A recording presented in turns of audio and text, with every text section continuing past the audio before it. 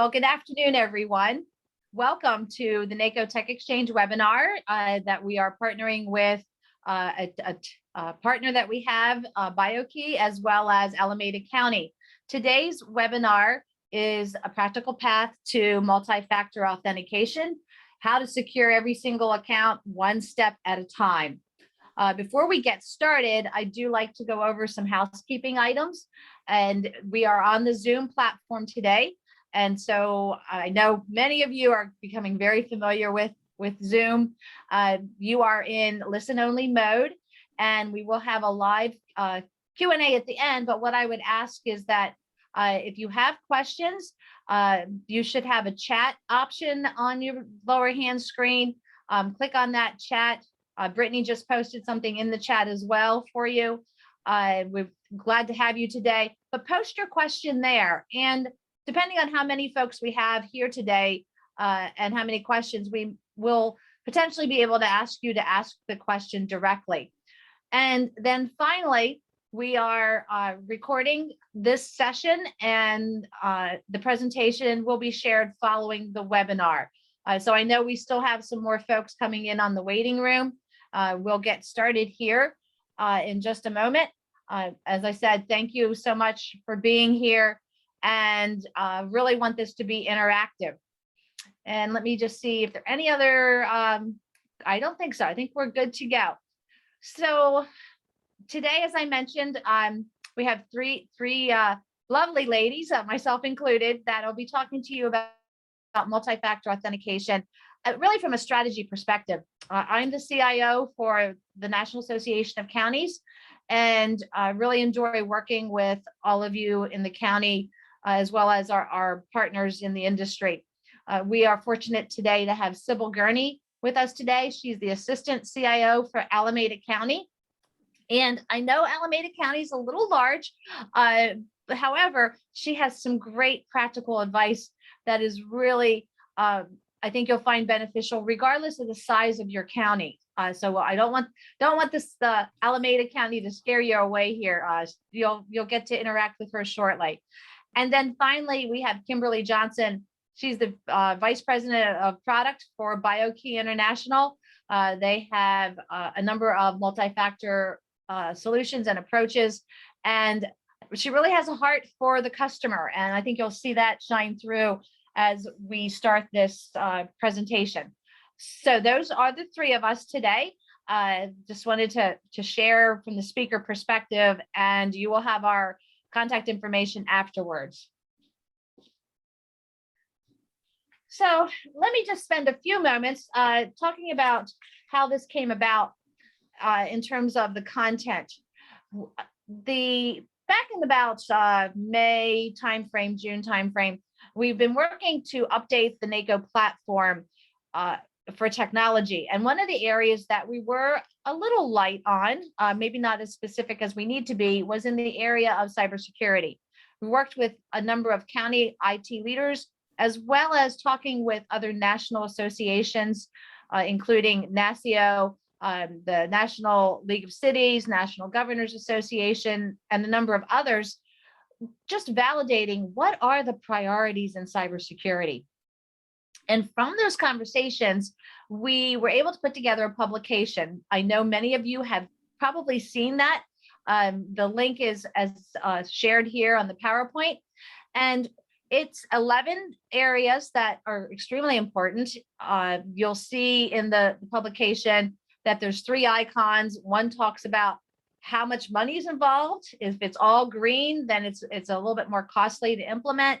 The second icon is about what are the effects that are the results we get from implementing. If that's all circled in yellow, you know that that's, while it may cost, it's going to save you in the long run because of the benefits it brings to your county. And then the last one is how much effort is it going to take from either your resources or outside resources. And if it's all blue, then that means that it is going to take a good bit of effort to implement. So as you can see, MFA, multi-factor authentication, is at the top of the list. I can't emphasize how important that is. And just this morning, I had a really fast request on how are counties affected by cyber attacks? Quickly put together, short 5-6 bullets of here are examples. And many of those examples came as a result of not having multi-factor authentication in place. We're going to explain it for anyone who might not be clear on what that means in a little bit. But for right now, what I would like to do is to poll all of you as an audience to get a response from you. You'll see the questions on the question on the slide here, but I'm going to bring up the poll in just a minute. Just to refresh you quickly, multi-factor, if I log in and I put my username and password in, it's going to send me a PIN on my phone with a 4-digit number that I have to put into on the screen on the computer. That's multi-factor. There are other ways of doing multi-factor, but that's the easiest one to explain. So let me start the poll, and you'll see we have multi-factor in place for. So do you have that in place for your end users or your end users connecting through VPN? And you should see it now. Do you have it in place for server access? Do you have it in place for citizens? So let me explain that one real quickly. Citizens, if they are coming to your website, are they required to log in before they put additional information into a particular area, whether it's a permit application or anything along those lines? And of course, there's always all of the above or none of the above. So I'll give you another minute here. A lot of you have already responded, and I too, as the person watching, can see the results, and we're almost there. I'm going to go ahead and in about 5 seconds, I'll close the poll. It's fine if you didn't have a chance to respond, but this is really, I think, telling. So you should be able to see that 30% of you have it in place for end users. Another half of you have it in place with the end users connecting through VPN. And that's really important. We've had a number of conversations about that, and it's not always the easiest.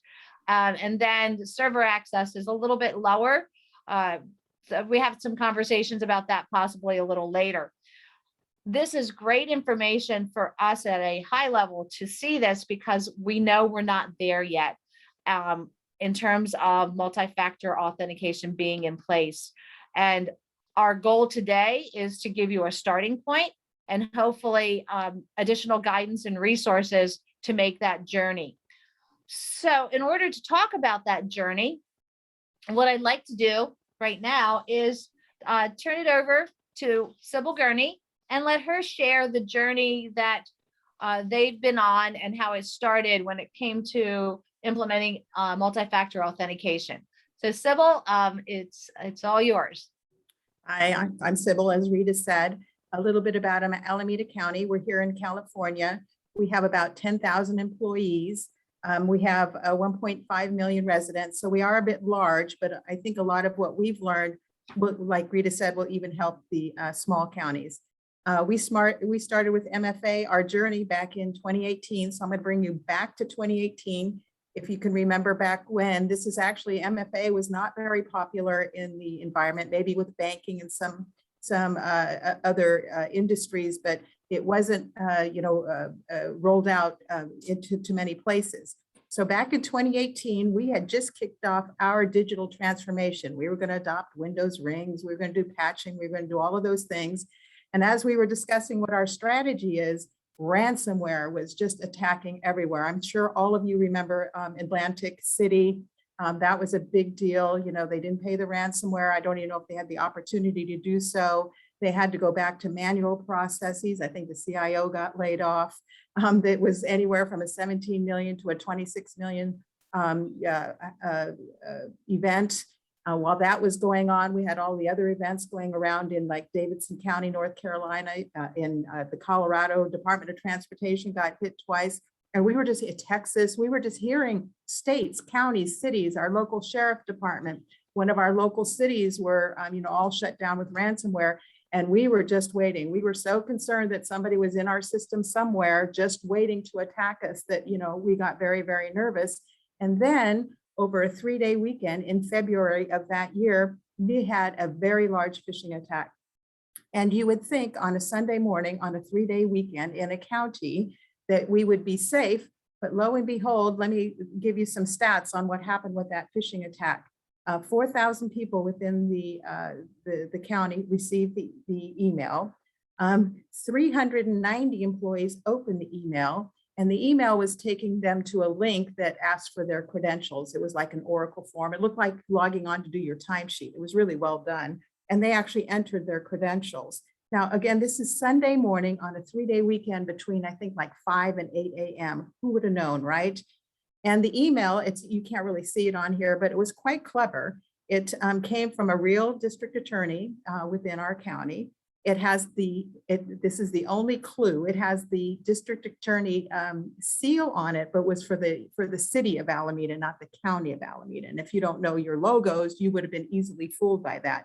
So people thought this email was coming to them from a district attorney with a county seal, asking them to enter their information. And so they did. And, because of this, we knew that we needed to do something. The email itself actually ended up coming from Dubai. So that's important to know, because that played into what our decisioning was. But because of the environment and because of this particular attack, we were almost 100% positive, like I said, that there was somebody in our environment and they're ready to take us down like the other large counties. We knew, being a large county, that we were definitely a target and are still a target. So this, I know Kim is going to talk about assessment and how you assess what you're going to do. We were more in the reactive mode. We were under attack and we had to move fast. So next slide, please. So what did we decide to do? Oh, and by the way, we had a new CTO at the time. So everything was new for us.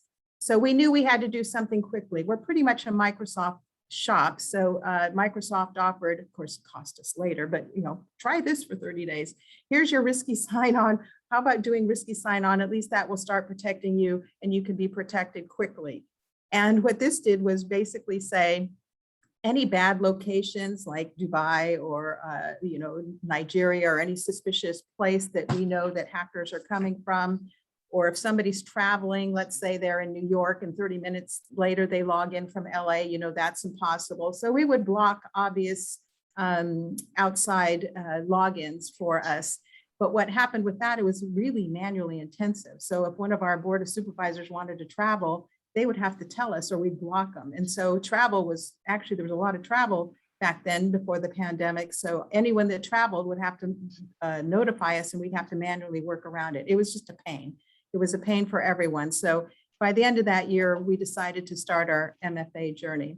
And our MFA journey was not quick. Even though we started in November of that year, it took about a year to get us fully rolled out, which I'll talk about later. But we decided that we would go with Office 365 MFA because, again, being a Microsoft shop, it seemed the easy thing to do. So we kept our risky sign-on while we went through our MFA process. And our MFA process, it was not easy back then and not easy at the beginning. For any of you that work with Microsoft, at the beginning when they are advertising their products, they may not be all that yet. There's still some bumps and there's still some things not worked out.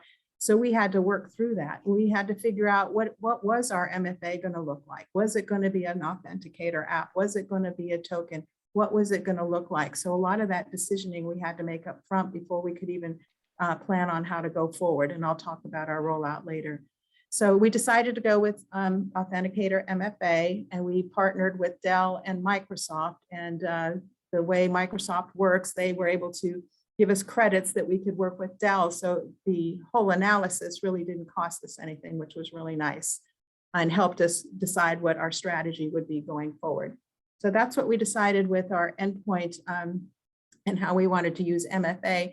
And then, of course, on our infrastructure side, we were especially nervous about that, knowing that if somebody got into our environment and we would have a crawler, we need to make sure that we're secure there as well. Because if you look at the attacks like Atlanta, I think it happened with a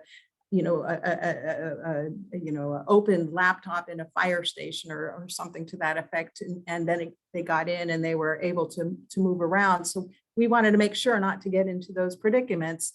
So we chose actually Duo over Microsoft in this case because it was just less complicated and easier to use. We don't want to complicate our technology stack, but it seemed to be the right decision.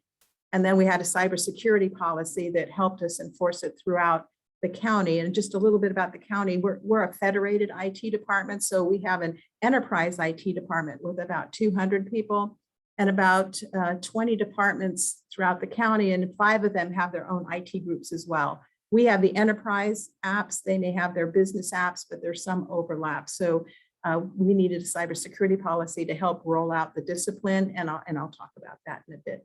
So this is what we chose and why we chose it. And that began our journey. And I'll turn it back to Kim. Fantastic, Sybil. Yeah, a lot there, right? In terms of having experienced an actual attack, going through selection process, different use cases, different methods, right? All things that we're all too familiar with if we've been through it, or in my case, I've just spent a lot of time with all various industries, but all different customers going through this exact challenge, right? And even before we just started the webinar, I was saying, you know, what's the barrier? Why can't we implement, you know, if it's the #1 priority, if it's the top thing, if it's you know, known to be something that's impactful to prevent attack, what's the challenges? And even at the NACo annual conference, right, a lot of folks that I talked to were using passwords. And so it was interesting. We just did a survey, so more from the industry perspective on what some of those barriers are. And that drove a lot of the content for today in terms of the practical steps where, you know, user adoption. Are people going to adopt it? Are they going to be willing to use it? I'm a big proponent of MFA is only as successful as it is actually adopted, right? It's not good if it never gets used. So that's probably one of the biggest areas of concern is the change management. Also privacy policy regulations, right? Even with those OTPs, the codes being sent to phones nowadays, there's all these regulations coming about paying for the phone plan and what do you do for methods. And then expensive, right? I'm a vendor, right? I'm on the vendor side. And so it does cost money to do this. And so how can you, and we'll talk about that too, how can you kind of be more cost effective? And as Rita said, start somewhere, you know, start with a point of implementation and go from there. And then just aren't sure how to use it or where to use it, right? We've seen that a lot where, okay, we'll just put it on VPN or we'll just put it on privileged accounts, right? And so how do you get to, as was recommended even at the conference, how do you get it on every single account, which is a challenge. I think the other thing that stands out is there's a lot of buzz in the market. There's a lot of terminology and content and just a lot of vendors, right? And so we all put information out there. We all talk about MFA, best practices, pick us, and it's confusing. And, you know, lately Zero Trust is a good example of that, where it's been harped on, it's been pushed. I think there's a lot of where do I start? How do I begin?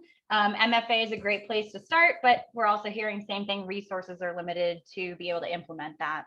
And then finally, there was a great report by ISC Squared that was talking about the cybersecurity expertise gap and really the talent and skills shortage that we have, that it has gone down, but we're still at about a 3 million shortage in cybersecurity professionals. And so it is good to see a lot of educational institutions implementing cybersecurity programs, but still a long way to go in terms of the resources.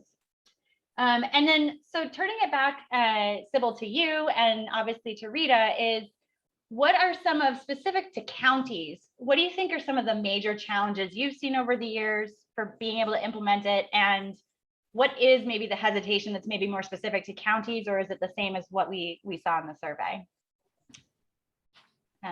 Well, so I'll turn to you. Sure. So for us, as I mentioned, that we're federated. So one of our biggest challenges was getting everybody on the same page, whether it be with MFA and why we chose the MFA method we did, or whether it be any of the other security initiatives that we wanted to roll out.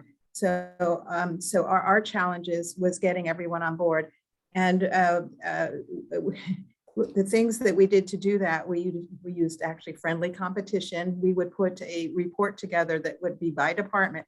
How many people have BitLocker? How many people have MFA? How many people, have a smart passwords? How many people have expiring passwords or whatever it was that we had at the time? And, put the friendly competition out there. And basically, the department heads would say, oh, the sheriff is doing better than I am. And they'd come back and they'd get mad at their IT teams, and their IT teams would get mad at us because we told their department heads. I mean, it was all a big vicious circle, but not one of them, because of the environment I described, no one wanted to say, yeah, we're not going to do anything. I mean, no one, that was not an option. And I think that was probably one of that really helped us move forward. So that was definitely one of the challenges for us, is more internal, was the adoption by everyone to whatever we were trying to roll out. And the other one is, the tools seem to change, and we seem to get smarter, and what seemed to make sense, like risky sign-on, which doesn't make sense at all now, made sense back then. And I think I was saying this to Rita yesterday. So how do we keep current? I mean, the tools keep changing. And or they're getting more mature, and the technology stack, and which way do you want to go? Even though we have a roadmap, we've got to, sometimes that roadmap's got to, we're going to take turns based on what the market is looking at. So, and you're asking about specific changes, and I think that I think actually what I just said makes sense as what I think the changes are. The changes in people, the adoption has very much changed. It was a fight at the beginning when I talk about 2018 and trying to get everyone on board. Now everybody is proud to lead the effort. They want to be secure. They don't want to be the one that brings us down. So I think that's a really positive change. Well, and I agree with everything that Sybil said. The one piece that I will add, and it was posted in the chat, I think directly to me, is that in local government, we tend to have an older population of employees still. And we still have those employees who do not have a cell phone at all. Or, and I know flip phones still exist. So the pushback there is, well, I don't have a cell phone. So what am I going to do? And early on, that was the only method that was available to us, was the PIN, surprisingly, in terms of the solutions we were looking at. And then, of course, being asked to put it on their personal device was another one. Or, well, who's going to pay for those texts? A lot of folks don't have unlimited texting. That pushback in those areas is getting less and less. But when I talk to counties in rural areas, it's still a very big issue. And so I've been pushing for the fact that there's alternative ways to have the multi-factor now, not just the 4-digit PIN. And so I remind folks when I talk to them, even now when I'm on the banking site, it'll say, do you want us to send you the code in an alternate email or to your phone? And so there are other options that have alleviated some of that, at least that part of the concern, which addresses using the cell phone at all or using their personal device. And then you get the conversation of, well, I don't want to give you my personal email. And yet how many of those same staff, when they get, logged into the payroll account or something similar, that's what they put in there to get the other retirement information, things like that. So that's what I would add there, Kimberly, in terms of how have things changed. It's definitely a lot easier to require it to be mandatory now. You still have pushback from elected officials. I just read a recent article of, it was not a county council member, but a council member of a government entity. And by peer pressure, he eventually said, okay, but so it's the mandatory part, I think, is getting better. And with all of the recent attacks and the change in the environment, making it mandatory has become a little easier.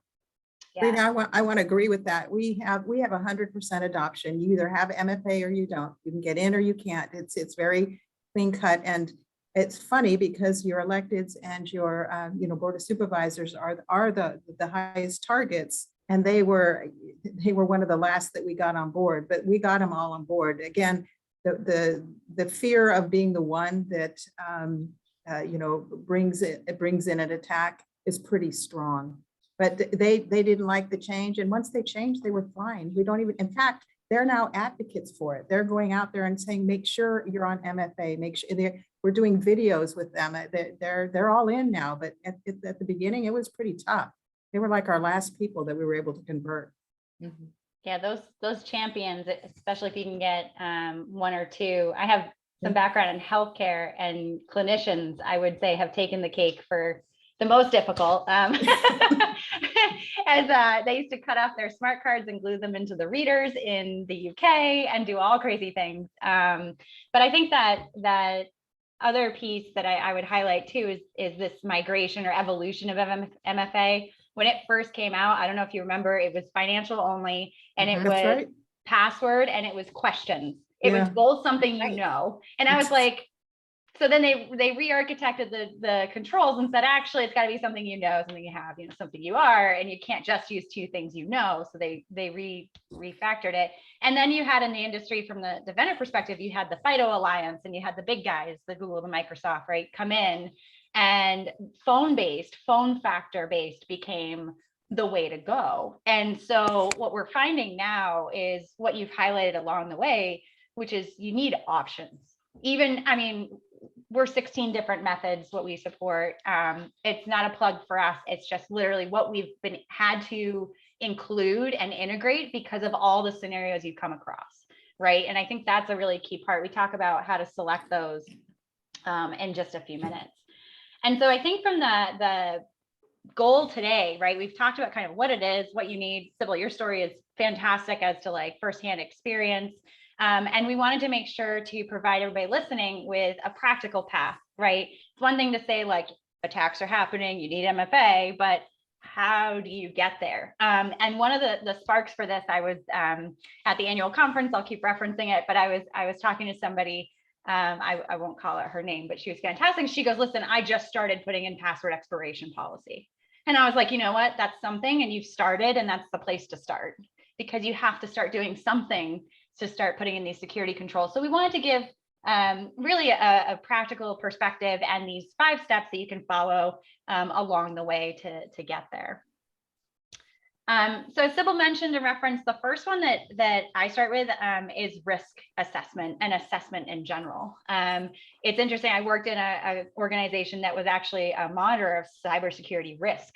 And I was like, oh, risk and security are the same thing. And it's like, well, actually, you don't know what security you need until you know how risky you are, right? And so they go hand in hand, but are not the same. And so this is all about assessing your situation. And these are some examples of what IT risk assessments look like.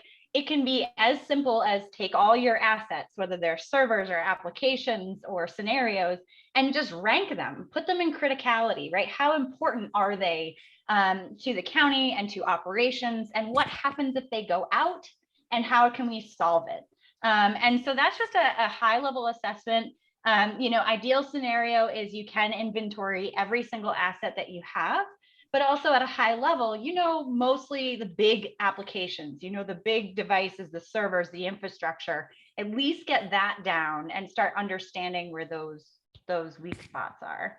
And then the other assessment is to workflows, user workflows. So Rita, you made a great point. There are people that don't have cell phones. They don't have smartphones, right? And so what alternatives do you have for them? And if you haven't planned for that, then when you go to purchase the solution, it might be difficult to say, okay, this is what we're going to need for that user population.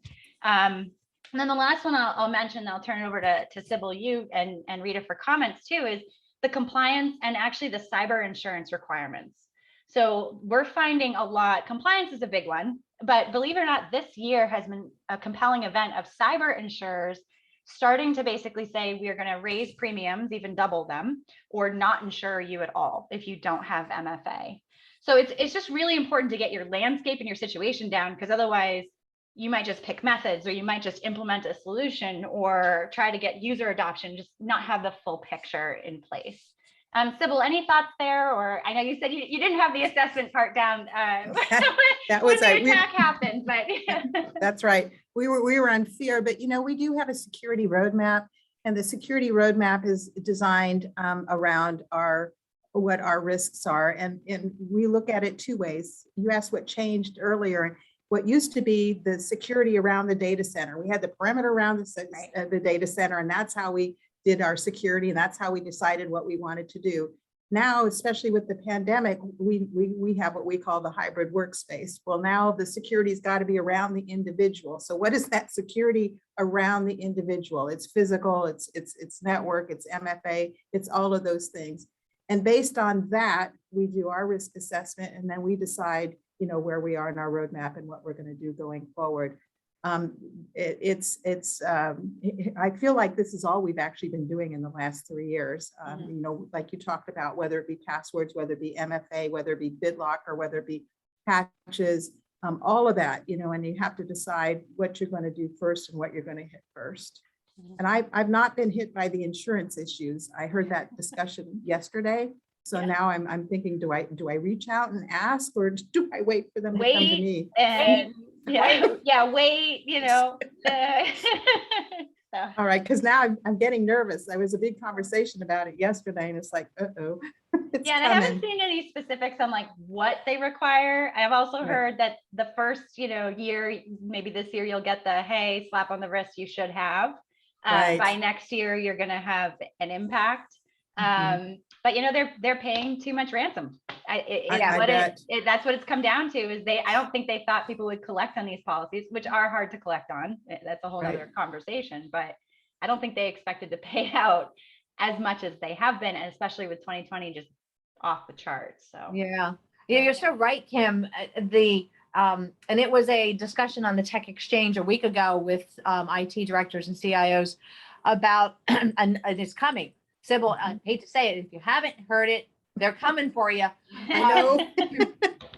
And it's turning into, I want to say, a nightmare. But they're many of the major carriers are now questioning whether they should even provide an option for cyber insurance.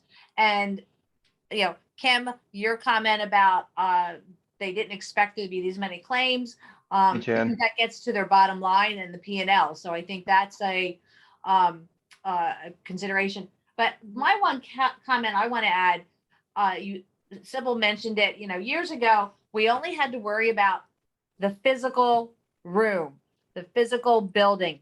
I'll even go back and date myself, the physical file cabinet. And we knew where the data was. And now the landscape is so much larger.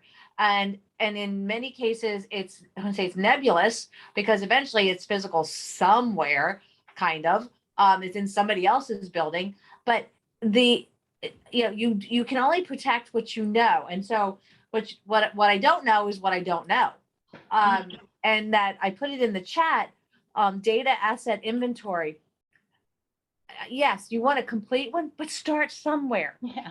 And I will say that was one of the things early on in our cyber insurance questionnaire. How many records do you have that would fall under this? And I'm like, really? Seriously?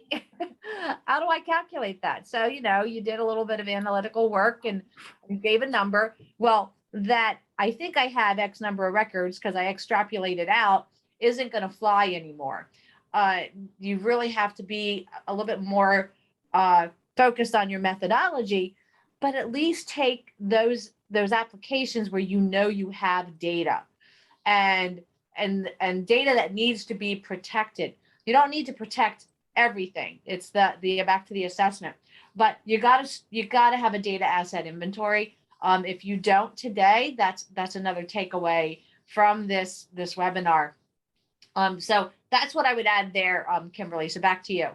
Yeah, no, great point. I think, again, that you got to start somewhere is probably going to be the theme for most of this conversation. And the last thing I'll mention too is I did a lot of third-party risk management, product marketing and information at one of my roles. And same thing, the suppliers, right? The outsourcing. So we talked about moat and castle, right? We've all had it.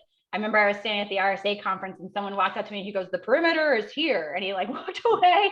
But it's true. That's as far as, the perimeter goes. There is no such thing. And now you have third party and suppliers involved. So just as much as you have the data asset inventory of your systems, it is important, get your critical providers down, right? Who are the main providers of technology that you're using, and just make sure you have good assessment, or at least, you know, SOC 2 compliance and all those good best practices for that as well. So we'll move on to step 2. So you've assessed, you've taken a landscape as best as you can, at least focus on the critical pieces. And then we're really getting into the next piece of this, which is, what methods do you use? I think it was great, Rita, and, you know, I'll keep going back to that example you gave. We've heard it too, is like, this pool of users cannot use phones. Sometimes it's like no cell phone reception, or literally we have some groups we've worked with can't bring it in because it's actually forbidden because they were taking pictures of data, right? Like, you know, insider problems. And so just as a reminder out there, so it is always 2 things, discrete things, right? Something you know, something you have, and something you are. And depending on the person and who they are, like an employee or a citizen, that might change wildly. So like a police officer is here, right? We've used fingerprint because that's something that's very quick. They can put it down, but it's also, how much do you have to know that person truly is who they say they are? Not just the token or the phone is present, or, you know, a code's been typed in, versus somebody that's working from home may not have critical access, right, to sensitive data. They might be fine using an SMS one-time passcode or an email code or anything. Or people that are of an older age, we have printed codes. You can literally print them out and cross them off, right? And so it's about mix and matching and flexibility and options. And I think, Sybil, your point on Microsoft and Duo, a lot of companies, organizations I talk to are in the dozen range for how many providers they've built, because as MFAs, you know, basically evolved, oh shoot, you know, phone's not enough for this use case, or I'll buy hardware tokens, or this Right. one's not enough, so then I'll bring in, you know, whatever. And then biometrics is a lot of our differentiation, and that's just had a hard time coming up in popularity. And now we have Touch ID and Face ID and other things. So it's interesting because it's no one size fits all. You have to look at who you're trying to give this to and what works for them. What's the best thing that you can give them as a method? So Sybil, any other thoughts there from actually having handed some of these things off to your employees and users? No, I'm going to talk about it in a minute, but consistency, whatever you choose, and whether we use the Authenticator app, and we basically say, if you don't want to use it, then you don't get to work from home. So, you know, there's some carrots that we have now, but I would just be consistent, whatever you decide. It gets too confusing if you have too many different products. Yeah, we give, the other thing I'll say too is, if you can, and not just BioKey, there's probably other solutions out there that do it, but give the user an option. So always have like a fallback, and you'll see that sometimes, like, I don't have my phone with me. Oh, I can use this method instead. Right. So it's good to have kind of that fallback, or the emergency out, right? If they just don't have that hardware tokens are notoriously lost. What if I don't have my hardware token? What happens? So it's good from that perspective. Rita, any thoughts there on common methods or things you've also seen for MFA? No, I agree with everything that's being said. Really nothing to add on this particular area or this particular step. Great. And just, last point I'll make is, when we did look at security to least secure, passwords are least secure, probably goes without saying, most secure hardware tokens, authenticator apps like Microsoft, Google, and biometrics. So, you know, if you're looking, again, based on the scenario, you know, put the most security in place that's required. So, all right. And so I'm going to turn it over to Sybil, you, for this step, because you just had such an amazing approach to it, right? And so just the next step is really defining your security policies. After all this assessment and picking methods, right? It's really the security policies you set and maintain and everything that enforces it. So can you just talk a little bit about how you approached it and what security policies you have in place? Yeah, so we discovered that even though we had grand plans, we had a digital transformation and our security roadmap, that not all departments were going to agree that they wanted to do this. We wanted to do, you know, Microsoft, someone else might want to do Duo, but we knew that that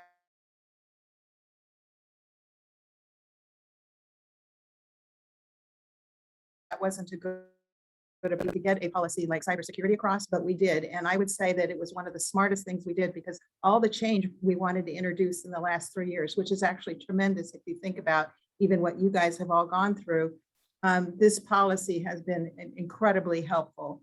I mean, it basically said department head, you're responsible for making sure that your departments are secure by following what IT says that we need to do. It gave authority to our CIO and the county administrator to say, you set the policy, the roadmaps, you determine the tools, everyone else has to come on board, but it's your responsibility. We wanted, as I mentioned earlier, consistent behavior across the county. We didn't want one department to be doing one way, another doing it the other, or one department saying, I don't have to, and all of that. So it has to be consistent across the county. And then it recognized that all employees play a key role in the safety. So they have to get their cybersecurity awareness training. They have to make sure their work environments are secure. They have to, watch the videos, et cetera. And if we do it right, they want to be able to do that. So this policy then gave us the ability that when we said we're going to BitLocker or we're going to have smart passwords, we're actually now going to Windows Hello, that everyone has to come on board. You don't get to opt out. And no one wants central IT to be big brother, right? So that's the tough part. That's where the rub comes in. So we've developed committees where we get together and we talk about what we're doing, and it's no longer a surprise, and communicating with our partners so that we can roll this out. And the policy has really, for those folks that just don't want to come on board, it ends up being our stick. It's like, here it is. If you don't want to, if you don't want to roll out BitLocker, then have your department head go to the board and ask not to do it. Well, we haven't had a single one do that. No one's going to go to the board and say, I don't want to play. So it has been very, very successful for us. I recommend a good policy. And Sybil, just I'll put you on the spot a little bit, but how long is this document? Like if you were to look at your security policy and read it end to end. It's actually, if you include the board letter, it's only about 5-6 pages. Okay. Because it's good. Like people, sometimes security policies, I've had people be like, they're kind of mythical things. Like, I'm not sure what that is, and so no, they're very precise. Document. It's very precise. If I remove the board letter, it's like 4 pages. Yeah. There's the pomp and circumstance that you have to put in policies, but there's some real stuff in there too. And then do you have every new hire employee? Is that part of what they're like? How did the adoption of that policy happen? Do you make everybody read it? Is it only part of the department heads enforcing it, or how did you roll out the policy? Yeah, I would say that the policy is definitely at the department head level, and it's at the IT level. And part of our onboarding processes is some, technology use protocols that people have to follow. And then they have the training every year. And then we do, and I know we're short on time, but we also do, October is our big cybersecurity awareness month. Right. So everyone is involved. Right. Yeah, no, that's and we're getting the communication. And then in terms of policies are you setting them in Active Directory?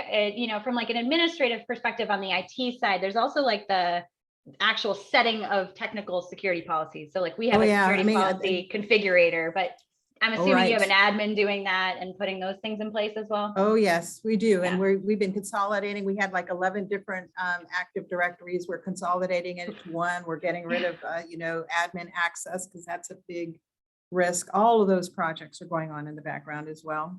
Yep. Excellent.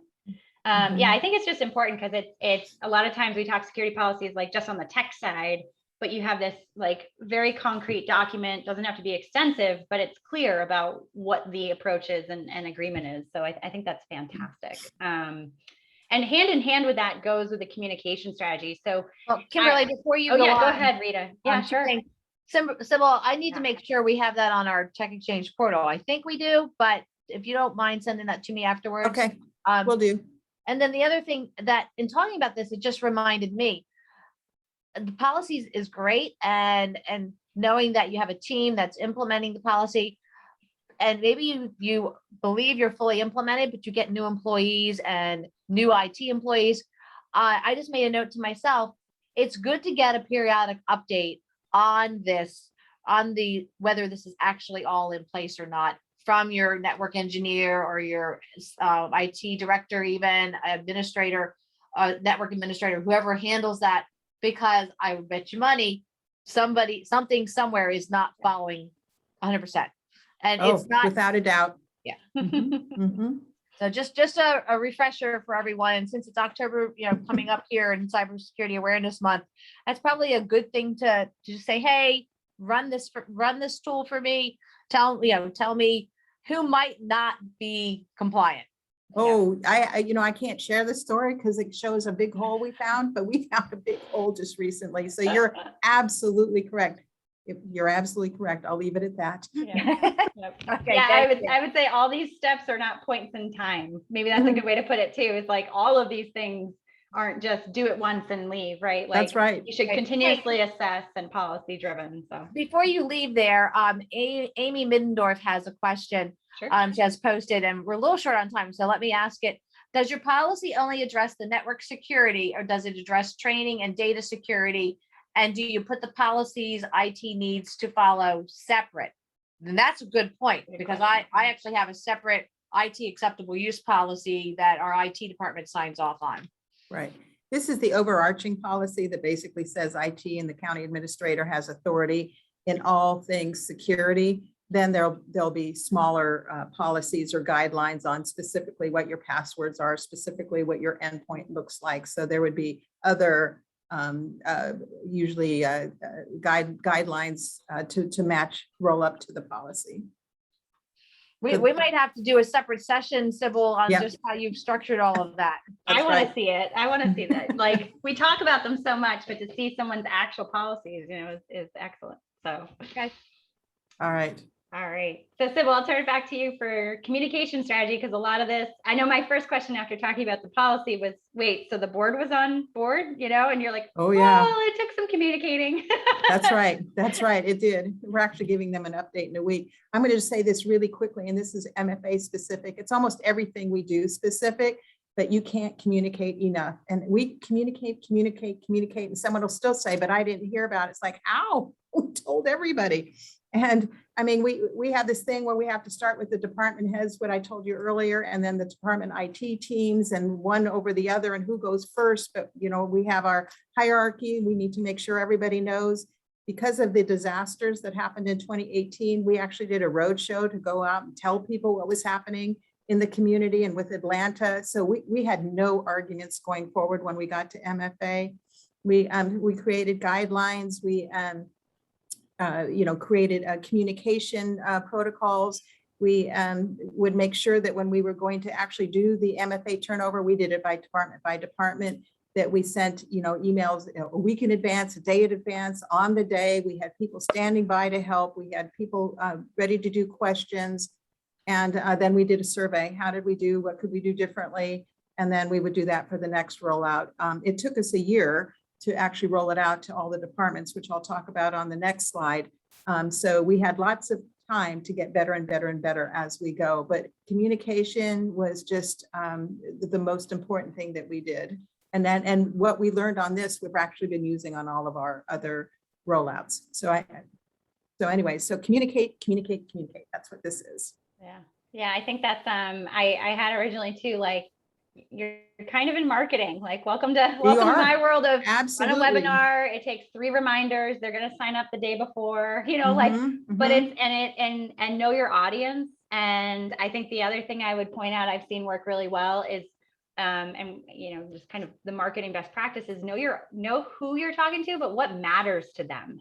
It's one thing to say like, hey, you need to be compliant and put MFA in place. If you're talking to somebody that doesn't know why that's important or what their responsibility is. And I think, Sybil, you've just highlighted that you've made people a part of this movement almost, right? That's right. What it feels like is everybody has a stake, everybody has the responsibility. Right. And so there's like a heroic feeling, I guess, to like, there is, do your part, do your part. So, that's right. Be cyber smart.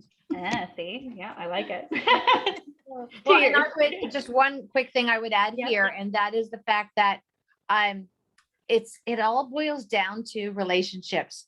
Many of us have been through the Professional Development Academy Leadership Program, and there's a really big emphasis there about getting to know your department heads as much as you can, elected officials, county administrator, and building the relationship now, like you may be brand new, you might have been there a couple years, build that relationship now before you have to bring things like this to them. Because you have credibility and you have that you've already been communicating, and now you're putting something tough in front of them, and the rapport is much better, and the outcome is much better as well. Yep. Yeah, we used to pick when we worked with customers. I just worked with customers for years. We'd be like, all right, who's the person that's not going to want to adopt this? Like the head doctor, the county commissioner, whatever it may be. We're going to make them our best friend and our champion. And that was the goal we set out a lot of times, because if you can get that person to do it, they actually end up having a lot of clout and respect within even the community that you're trying to get it into. Get that one person to be your advocate in the face of the change. And that's helped a lot too. And then so Sybil, staying with kind of your story and what we've seen, I've seen this too, is like phased rollout. And I think this goes back to starting somewhere. And even if it's on your privileged accounts, right? Even if it's on VPN, as we saw in the poll, you're starting somewhere. And so just talk a little bit about, how did you do that? Your phased approach, what do you recommend, and any lessons learned that you may have? Right. So you can see it, eat your own dog food. We always start with IT. Like I said, we have about 200 people in the central IT department. It's the perfect place to start. On the downside, our desktops are typically different than the rest of the county because we have something that they don't. We experienced an issue with that recently, but start with your own department. We actually did our whole rollout plan with our IT department. First, we did the execs, and then we did everyone else, but we used all the materials, all the communication plan, everything that we had done to see how it worked. And then we can use those key learnings to help with the departments. We then went after friends and families, those friendly departments or early adopters that we know they'll be a little bit forgiving if we, make some mistakes. And that was how we kind of chose the order of the departments. Smaller departments first, larger departments. Our largest department has 2,500 people. That department, that's our social services department. We broke up into about 4 different groups. But the method that we chose, we used for every single one of them. So it was rinse and repeat. So we would start with a pilot group in each department, because you don't know if MFA is going to break any application. Everyone has their unique ways of doing things. So we wanted to be sure that we understood what the staff would go through and what the impact would be before we rolled it out to the larger department. So we did that consistently. And then, like I said, any of our key learnings, then we did it again. You can't underestimate user adoption. And I've heard the questions and people talking about it throughout this experience. I think MFA is one of those where you need to really be empathetic. You need to understand what that user experience is. Some people are tech savvy and will get it, some won't. You need to know what they're going through. And then you need to share that.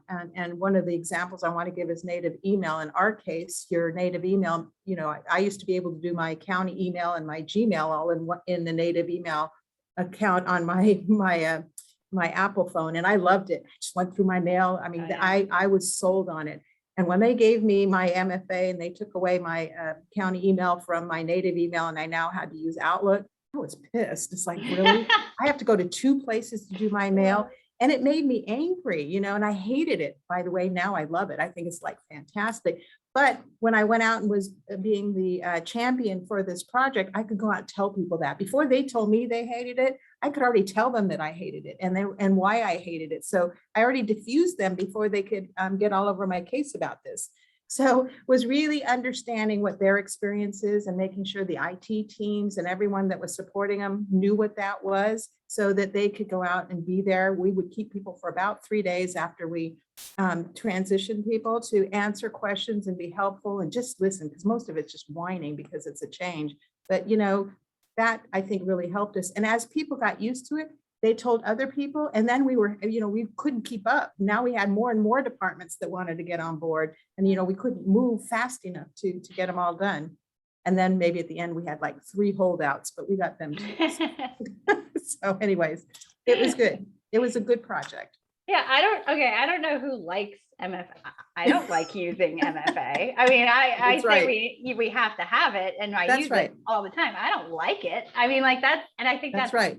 That's the so start with that, and then scare them to death about bringing the county down, and then you're good.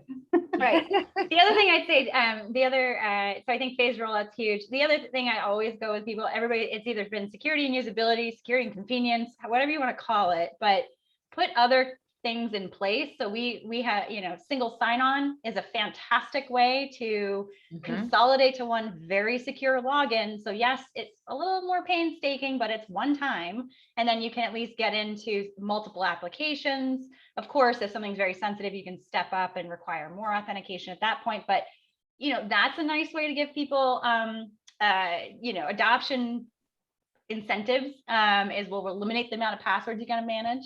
Right. Self-service options, like I forgot passwords or I can't do things, or like I said, give people like 2 options. I forgot my hardware token, so today I can use my authenticator app, right? To give them a little bit of leeway when possible. Obviously, for those really critical situations, you're not gonna be able to do that. So, all right. Okay, so I'm going to put up all 5 steps real quick. Good to have it all. Obviously, we said we'd send out the slides, so you'll have all this information. But 1, assess your situation. 2, pick the right authentication methods for who the person is and what their workflows are. Define the security policies. Maybe a whole nother session on that at some point, sounds like. Communicate. You cannot over communicate. And phased rollouts and user adoption. Really work with people to get this in place. All right. So Rita, I will turn it over to you in just one second. I think we talked about step 1, start somewhere, start with the assessment, and then I'll turn it over to you to just go through some of these resources that are fantastic for folks. Sure. And we'll share this PowerPoint afterwards. The URLs are right there in case someone wants to type them in real quick or just Google the title there. But I always recommend the Center for Internet Security. Many of you are familiar with the controls and benchmarks. That's for your IT person. This second one, anybody, I encourage you to go to that page. CISA, which is your cybersecurity and infrastructure security agency. They just redesigned their whole website, and it's fabulous to get to tools and information now. And they actually have a document called "What Are Bad Practices?" Let me tell you, it's one of, yeah, exactly, Kevin, 1, 2, and 3. Single factor authentication is bad. That is on their list. And there's a thing about passwords as well. It's great to be able to show that to your elected officials. This is, take the screenshot, take the URL, put that in your PowerPoint. NIST, of course, has a wealth of information on MFA. It gets a little bit more in the weeds. And then I came across a really nice article from Microsoft about implementing MFA. And then finally, we have some great conversations, almost every day on the NACo Tech Exchange. If your IT person is not a member, I highly encourage you to give that slide to them and let them click on that link and join. But for today, we're just about out of time. I saw some questions as we went, and just want to double check here. If there's, I want to thank, first of all, I want to thank Kimberly Johnson and Sybil Gurney from Alameda County. You guys did a great job today sharing. And BioKey does have some information and some potentially helpful resources there. Encourage you to check them out. And we're always, all of us, accessible through email if you have questions or want additional information in any of these areas. Sybil or Kim, any last words? No, it was great. It was great meeting with everyone. Yeah, it was a lot of fun to put this together. Yeah. I think the mantra, whether you're sitting there and you're the one person IT person or a team of 200, like start somewhere, pick a critical area and try to roll it out. I think hesitation is what we're seeing, and we know it's time. So yeah, start somewhere. Any progress is much better than no progress. You got it. All right, we will follow up once the Zoom recording has done its thing, and I get the link that it's ready. We'll send out a follow up to all of you today. Thank you for attending, and watch for more information on other opportunities for information sharing. Have a great day, everyone. Bye, everyone. Bye, everybody. Thank you.